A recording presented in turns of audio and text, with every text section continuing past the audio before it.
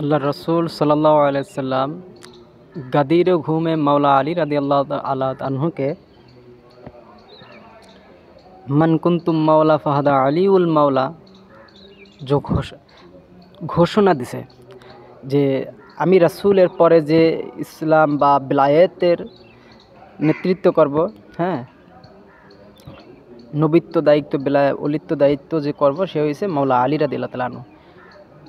তো সোহালক্ষ সাহাবি একরামকো যারা সামনে ছিল তাদেরকে আল্লাহ রাসূল বলল তোমরা পিছে চলে যাও, আর পিছে যারা আসতেছে, পিছে যারা মুরব্বীরা বয়স্ক, হ্যাঁ, যারা আশেক জাকেরান, কেন বেশিরভাগই সামনে কিন্তু মুনাফিকরা থাকতো সর্বসময়, কেন মোহাম্মদ কি বলে ওই কথাগুলো তারা ট্রান্সফার করতো, মুনাফিকের কাজই ছিল এইটাই। তো আল্লাহ রাসূল বলল সামনে তোমরা পিছে চলে যাও, পিছেতে তোমরা সামনে চলে আসো। আল্লাহ রাসূল সাল্লাল্লাহু আলাইহি সাল্লাম তখন বলল তোমরা এক এক করে মাওলা আলী রাদিয়াল্লাহু তাআলা আনহুর কাছে বায়াত গ্রহণ করো। তো ওর ভিতর থেকে 7 জন সাহাবি এগো পাছা গরম হয়ে গেছে, তারা খুঁড়াখুড়ি করতেছে যে এইগুলান কি কইল। যেই আলী আমাদের বাপদাদার বংশ শেষ করছে, আমার বাপদাদাদেরকে যারা যে হত্যা করছে, হ্যাঁ, সেই আলীর হাতে আজকে আমাদের বায়াত গ্রহণ করা লাগবো, তার কাছে আমাদের নত স্বীকার করা লাগবো, এটা মানা যায় না। তারা সুতা খুঁজতেছে যে কোন কোন কথায় বা কোন কাজে তার ধরা যায়। এক পর্যায়ে আল্লাহ রাসূল সাল্লাল্লাহু আলাইহি ওয়াসাল্লাম একজন আসতেছে মাওলা আলীর কাছে বায়াত গ্রহণ করতেছে। এক পর্যায়ে আল্লাহ রাসূল একজন সাহাবি ওইখান থেকে উঠছে, 7 জনের ভিতরে একজন লাফ দিয়ে উঠছে, ইয়া রাসূলুল্লাহ, আজানের রক্ত হয়ে গেছে, নামাজের পরে বায়াত করলে হইতো না? আল্লাহ রাসূল বলে আজান আজকে আর হবে না, আজকে আজান হবে না, সূরজ ডুববে না, হ্যাঁ, সূরজ উঠবেও না, সূরজ ডুববে না, যে যেরকম আছে, যে যেথায় আছে, আমার বায়াত না হওয়া পর্যন্ত মায়ের গর্ভের সন্তান পর্যন্ত ডেলিভারি হবে না। যে গর্ভের সন্তান অর্ধেক যদি আইসা থাকে, অর্ধেক পর্যন্ত বাইজে থাকবো।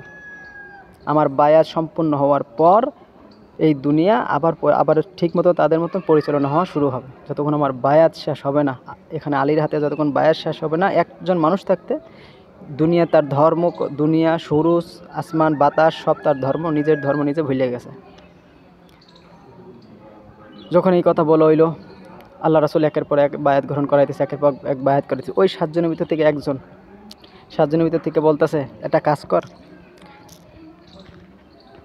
যেমনি হোক, এখন মোহাম্মদ বলতেছে আলী হয়েছে ফরজে আইন হয়ে গেছে বায়াত, কেন ওই আলীর হাতে আমাদের এখন বায়াত হওয়া লাগবে, কেন যে আলী আমাদের বাপদাদার ধর্ম শেষ করছে, বাপদাদাকে হত্যা করছে, হ্যাঁ, সেই আলীর কাছেই, যে আবু তালেবের বেটার কাছে আজকে আমাদের বায়াত গ্রহণ করা লাগবে, এটা মানার ব্যাপার না। তো একজনের বলতেছে তুমি চলে যাও, একজনটা ওরা ঠিক করছে, আর নাম হচ্ছে হারেসরা বলতেছে হারেস তুই চলে যা, তুই যাইয়া বল যে আমি আলীর বেলায়েত আমি অস্বীকার করি, আলীর বেলায়েত আমি অস্বীকার করি, আমি মানি না, হ্যাঁ, যদি আলী বেলায়েত প্রাপ্ত হয় তাইলে আপনি আল্লাহ তাআলার কাছে 2 হাত তুলে বলেন ইয়া রাসূলুল্লাহ, যে আল্লাহ জানি আসমান থেকে আমার উপরে পাথর বর্ষণ করে আমার উপরে গজব দিক। যখন এই কথা বলা হয়েছে, যে এই কথা কিন্তু ওই 7 জনের থেকে একজন শিখাই দিচ্ছে, ওরে ক্রাই, হ্যাঁ, ওরে ভাড়া করলো যে তুই এইটা কর, আমরা তোর পিছিয়ে আছি। মোহাম্মদ কখনো, যতই মোহাম্মদ বলুক, আল্লাহ কখনো গজব পাঠাবে না, কেননা আবু জাহেল সারা জীবন মোহাম্মদের বিরোধী করে গেছে। কিন্তু যখনই আবু জাহেল বলছে তোমার আল্লাহকে বলো আমার উপরে গজব ফলাইতে, পাথর নিক্ষেপ করতে, আল্লাহ বলছিল এক আবু জাহেলের জন্য আমি পাথর নিক্ষেপ করবো, গজব নিক্ষেপ করবো, এটা কখনো মানা যায় না। তো বলছে যেহেতু আবু জাহেলের উপর আল্লাহ নিক্ষেপ করে নাই, তোর উপরে নিক্ষেপ করবো না। তখন আর ওই ভরসায় হারেজ গেল, যা বলতেছে ইয়া রাসূলুল্লাহ, আমি আলীর বেলায়েতে স্বীকার করি না, আপনি এখন বলতেছেন আলীর অনুগত্য আমাদের স্বীকার করা লাগবে, আমরা মানি না আলীকে। যদি আলী বেলায়েত প্রাপ্ত হয় তাহলে বলেন যে আল্লাহর তরফ থেকে পাথর নিক্ষেপ করতে।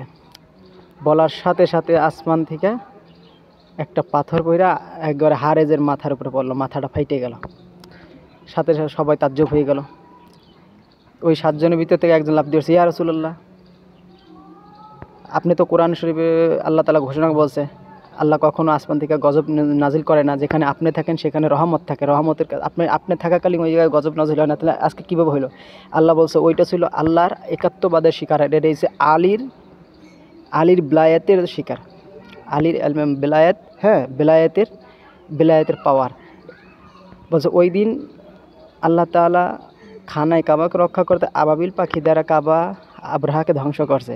আর এইখানে আল্লাহ তাআলা তোমরা যেই কথাগুলো কবা এর জন্য আল্লাহ তাআলা জিব্রাইলকে তোমাদের মানুষ রূপে তোমাদের বাতেই রাখছিল, সে জিব্রাইলের দ্বারা ওই পাথর নিক্ষেপ করা হয়েছে। হ্যাঁ, এটা সরাসরি আসমান থেকে আল্লাহ তাআলা নিক্ষেপ করা হয়। জিব্রাইলকে আল্লাহ প্রথমেই বসাই রাখছিল যে যখনই ওই হারে যে কথা বলবে তুমি বাস ওই আবাবিল যেখান থেকে পাথর আইনা নিক্ষেপ করছিল তুমি যাইয়া ওইখান থেকে পাথর আইনা নিক্ষেপ করে দেবো আর কি, একবারে মাইরা দাও, ওর উপরে গজব নিক্ষেপ করো। তো এই হয়েছে পরিস্থিতি। হ্যাঁ, তো আল্লাহ রাসূল যেখানে ১৬ লক্ষ সাহাবী একরাম আল্লাহ রাসূল মাওলা আলী রাদিয়াল্লাহু তাআলা আনহু হাত দিয়ে বায়াত গ্রহণ করলো। ১৬ লক্ষ সাহাবী আল্লাহ রাসূলের হাত দিয়ে বায়াত গ্রহণ করলো, কিন্তু যখন কারবালার ময়দানে মদিনায় এত অত্যাচার চালু করলো মাওলা আলী রাদিয়াল্লাহু, আবার মাওলা আলীকে কিন্তু হত্যাও করলো তারা, এই বেঈমানরাই মাওলা আলী রাদিয়াল্লাহু তাআলাকে হত্যা করলো। ফের মাওলা আলী রাদিয়াল্লাহু তাআলা দুনিয়া থেকে পর্দা নেওয়ার পরে ইমাম হাসানকে হত্যা করা হইলো। ফের ইমাম হুসাইনকে এত অত্যাচার করলো, উনি ৭২ জন নিয়ে চলে গেল কাবার দিকে হজ করার জন্য। ওখানে হজ করতে পারে না, দেখে ওইখানে যায় বেঈমানরা বসে আছে, হ্যাঁ, হুসাইনের বংশধরকে কতল করার জন্য। তখন উনি ওইখান থেকে রওনা দিল কুফার দিকে। হ্যাঁ, তো কত শত্রুতা শুধু আহলে বায়াতের প্রতি, আহলে নবীর প্রতি, নবীর বংশধরের প্রতি যত ওদের শত্রুতা, যত ওদের যত ওদের দুশ্মনী। আল্লাহ রাসূল সাল্লাল্লাহু আলাইহি সাল্লাম মা ফাতেমাকে যেই খেজুর বাগান দিয়ে গেছিল, খেজুর বাগানটা পর্যন্ত তারা কব্জা করে নিয়েছে তাদের হাতে। তো এই খেজুর বাগানটার হিস্টোরি কি? খেজুর বাগানটা আল্লাহ রাসূল সাল্লাল্লাহু আলাইহি সাল্লাম যখন ওটার নাম হয়েছে আপনার ইরান মনে হয়, বিশেষ করে ইরান যখন আল্লাহ রাসূল ওখানে জং কইরা ইরান তাদের দখলে নিয়ে আসছিল, পরবর্তীতে যখন ইরান মুসলমানদের হাতে চলে গেছিলো, পরবর্তীতে ওখানে কিছু খ্রিস্টান ছিল, তারা পরবর্তীতে সাহাবী একরামদেরকে গোপনে গোপনে হত্যা করে। এটা আল্লাহ রাসূল যখন জানতে পারলো তখন মাওলা আলীকে পাঠাই দিল, আলী তুমি এর একটা সমাধান করে আসো। মাওলা আলী একা গেল, যাই মাওলা আলী ওইখানে কোনো যুদ্ধ হয় নাই, কোনো জং হয় নাই, কোনো লড়াই হয় না। মাওলা আলী নিজে যাই বলতেছে, দেখো তোমরা আমাদের মুসলমানদেরকে কেন হত্যা করতেছো? ওই দিন তো আমি যুদ্ধ করছি, আমি তোমাদের আমি তোমাদের বাদশাদেরকে হত্যা করছি, আজকে আমি তোমাদের সাথে একলা যুদ্ধ করতে চাই, তোমরা আমার সাথে আসো, আমি আলী একলা তোমাদের সাথে যুদ্ধ করব। তারা বলছে না আলী, আমরা ওই দিন যুদ্ধ দেখছি আমরা তোমার সাথে যুদ্ধ করে পারবো না, আর আমরা আজকে থেকে আর তোমাদের মুসলমানকে হত্যা করব না। বলছে ডকুমেন্ট কি? বলছে ফাতাহ নামে যে খেজুরের বাগান, আমরা এই খেজুরের বাগানটা আমরা ওই দলিল হিসাবে দিয়ে দিলাম। তো ওই সময় 40 লাখ টাকা উঠতো খেজুর বাগান থেকে, খেজুর বিক্রয় করে, এত পরিমাণ, এত বড় একটা জায়গা তারা দিয়ে দিল। যে বলছে এটা হচ্ছে ডকুমেন্ট, আমরা আর কখনো মুসলমানদের উপর আক্রমণ বা তাদের হত্যা করব না। ঠিক আছে, তখন এটা তো যুদ্ধ হয় নাই, লড়াই হয় নাই, কোনো সাহাবী একরাম যায় নাই, কোনো রাষ্ট্রীয় কোনো খরচ হয় নাই। সেই হিসাবে মাওলা আলী রাদিয়াল্লাহু তাআলা আনহু আল্লাহ রাসূলকে আইসা বলল, ইয়া রাসূলুল্লাহ, এই বাগানটা দিয়ে দিছে, এখন আপনি যদি এটার করেন। তো আল্লাহ রাসূল সাল্লাল্লাহু আলাইহি ওয়াসাল্লাম ওইটা নিজের কাছে 3 বছর পর্যন্ত রাখলো। এখন 3 বছর রাখা পরে এই খেজুর বাগান থেকে যেই পয়সা যেটা উঠতো, এটা কিন্তু আল্লাহ রাসূল সাল্লাল্লাহু আলাইহি ওয়াসাল্লাম নিজে খরচ বহন করত।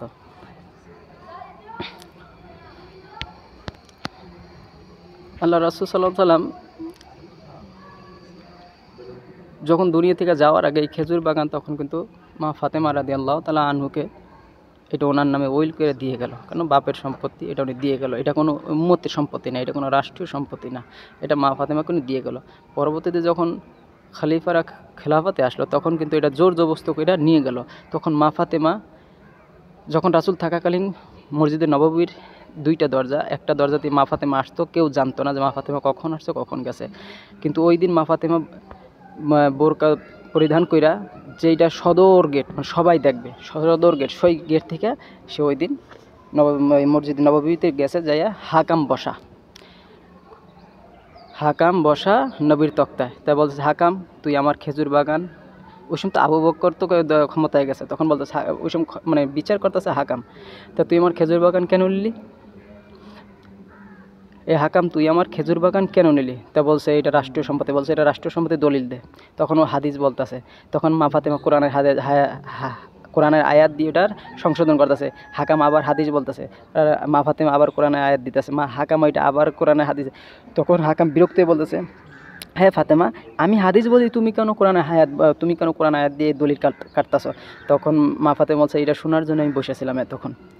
তুই বেঈমান, কাফের। আমার আব্বা যখন বলছিল হাদিস লেখার জন্য, তখন তুই হাকাম বলছিলি যে হাদিসের কী দরকার, কোরআনই আমাদের জন্য যথেষ্ট। তো এখন কেন কোরআন মানতে পারতাছিস না? আমি তো একটা হাদিসের দলিল দিইনি, সব তো কোরআনই দলিল দিছি। তখন এই কথা বলার পরে তখন আর মা ফাতেমা রাদিয়াল্লাহু তাআলা আনহু বললে, পরবর্তীতে চলে আসলো ওইখান থেকে, আর দিল না। আচ্ছা, পরবর্তীতে এরা কী করলো, মাওলা আলী রাদিয়াল্লাহু তাআলা আনহুকে বায়াতের জন্য জোর জবরদস্ত, জোর যার মুল্লুক তার, বায়াতের জন্য চলে গেল। তো মা ফাতেমা ঘরের দরজায় 2 হাত দিয়ে দাঁড়ায় ছিল। তখন বাহির থেকে ওমর, আবু বকর, আরও যত ছিল, হ্যাঁ, যারা গদির পাওয়ার বা গদি দখল করার, যারা গদির দখল করার, হ্যাঁ, তারা তখন বলতেছে, ফাতেমা দরজা খোলো। বলছে না, আমি থাকতে আমি দরজা খুলবো না। তোমরা কেন আমাদের উপরে এত অত্যাচার করতেছো? আমরা তো রাষ্ট্রের কোনো কিছুতে যাইনি, তোমরা যে রাষ্ট্র দখল করে নিয়ে গেছো, তোমরা গদি নিয়ে গেছো, আমরা আমাদের মতো না।